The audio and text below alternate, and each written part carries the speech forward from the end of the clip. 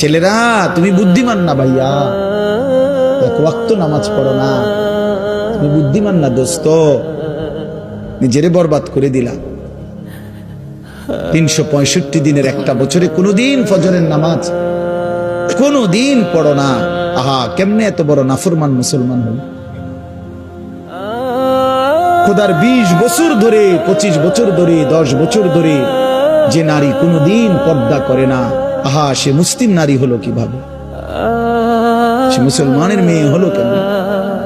যে মেয়ে পরের ছেলের সাথে, পরের পুরুষের সাথে অবৈধ সম্পর্ক করে, হারাম সম্পর্ক করে, ওই অসভ্য নির্লজ্জ বেহায়া নারী সে মুসলমানের মেয়ে হয় কেন? মুসলমানের কন্যা হয় কেন? এজন্য বেপর্দা নারী মনে রাখবেন, বেহায়া নারী, কোন বেপর্দা নারী নারী না।